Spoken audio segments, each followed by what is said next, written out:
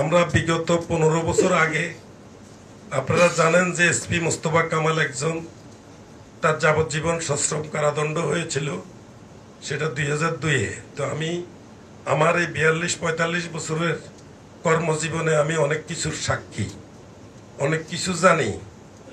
তো আওয়ামী লীগ এমন একটি দল, এটা কোনো গণতান্ত্রিক মানুষের দল নয়। আমি 96 সালে তারা আসছে দেখছি, এবার 15 বছরে তো পুরোপুরি দেখছি। তারপরে যদি যান, যখন 70-এর নির্বাচনের সময় বঙ্গবন্ধু শেখ মুজিবুর রহমানের, বঙ্গবন্ধু তো টাইটেল নাই, ওই সময়ও দেখছি। সুতরাং আমার বিবেচনায় এরা হইল চাঁদাবাজ, ভূমিদস্যু এবং লুণ্ঠন নির্যাতনকারী দল। এটাকে কোনোভাবে রাজনৈতিক দল বিবেচনা করা যায় না, যেটা 15 বছর আপনারা দেখে আসছেন। তো সেইভাবে আমাদের 15 বছর আগে কিন্তু এসে পরিবারের তেমন কোনো ক্ষয়ক্ষতি হয় নাই। আমরা তো 45 বছর, তো এই বিগত 15 বছর যদি বাদ দেন, আগে পূর্বে আমরা কি হয়েছে, সালাম সাহেব আমাদের পুরনো লোক, সে তো সবই জানে। 15 বছর আগে আমরা বিচার পেতাম, আমরা কথা বললে সেই কথা শুনতো হাই অফিসিয়াল, মিনিস্ট্রি অথবা পুলিশের হেডকোয়ার্টার বা আর্মি হেডকোয়ার্টার, সবাই জানতো। কিন্তু ইদানিংকালে এই 15 বছর ধরে কেউ কেউর কথা শুনে না। মিডিয়ার কথা, জনগণের কথা সব তারা বাতিল করে আইন করে নিছে। আইন করার পরে এখন তো আইন এগুলি বাতিল হয়ে গেছে, কিন্তু এখন যে অন্তর্বর্তীকালীন গভর্নমেন্ট আসছে, এদের মধ্যেও আমরা সেটা খুঁজে পাচ্ছি না। যে আমরা চিল্লাইতেই থাকি, আমরা বলতেই থাকি, মিডিয়ায় প্রকাশ করতেই থাকে, কিন্তু অথচ তাদের অপরাধকে তারা প্রত্যাহার করার কোনো উদ্যোগ তারা নেয় না। তো এখন যে ঘটনাটি ঘটছে, যে আমাদের মানুষের আমানত আমরা রক্ষা করতে পারছি না, এখন আমার কি করণীয়? আমার করণীয়, আমি চেষ্টা করে যাব, ছাড়বো না। আর অপরাধ আমরা করি না, আমরা অপরাধের শিকারও হইতে চাই না। আমরা আমাদের প্রতিকার আমরা করে যাব।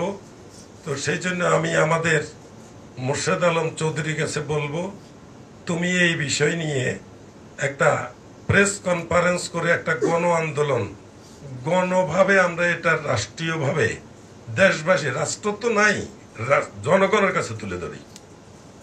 তুমি আগামী 1 মাসের মধ্যে বিজেপি, কোস্টগার্ড এবং এদের পুলিশের এই অন্যায়, অত্যাচার, লুণ্ঠন, নির্যাতনের বিষয়ে আমরা দেশবাসীর কাছে বিচার চাবো, প্রশাসন, দেশবাসী। আর এর মধ্যে আমাদের লেখনী তো যাবেই।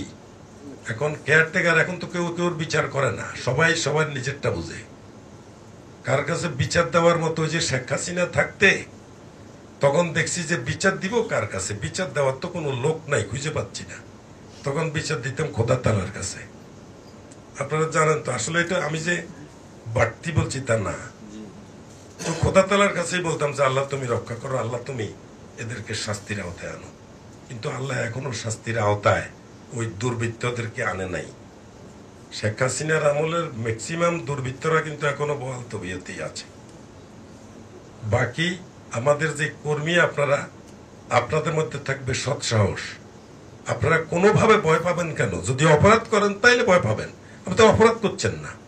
মানুষের আমানত আপনারা বুক করছেন, একখান থেকে আরেকখানে নিব, আমরা এটার জন্য আত্মাহুতি দিব, কিন্তু ভয় পাবো না, এই নিয়তে আপনারা থাকবেন। যদি আপনাদের কোনো লোক অন্যায়ভাবে হ্যারাসমেন্ট হন, এটা তো আমরা আগে করছি, আমাদের ন্যায্য কথা বলতে যে যদি কোনো লোক যদি অন্যায়ভাবে ক্ষতির শিকার হন, জেল জুলুম হয়, তাইলে আপনারা দ্বিগুণ বেতন থাকবে, দ্বিগুণ। অলরেডি করছিও, কিন্তু মনে করেন মাসের বেতন তো থাকবেই, তারপরেও এটা ডাবল পাবেন। তবুও আপনারা নিজের মনকে ছোট করবেন না, কারণ এই মন ছোট করলে তাইলে অপরাধের বিচার হবে। সবসময় প্রতিবাদ করবেন, নিজে অপরাধ করেন নাই, অপরাধের কথা আপনারা মাথা পেতে নিবেন কেন? অপরাধী তারাই করে, তাদের অপরাধের কারণে যদি আমার জেল জুলুম হয়, যদি মরতে হয়, আত্মাহুতি দিতে হয়, দিব। এই নিয়তেই থাকবেন, তাহলে আমরা আমাদের মানুষের আমানতটা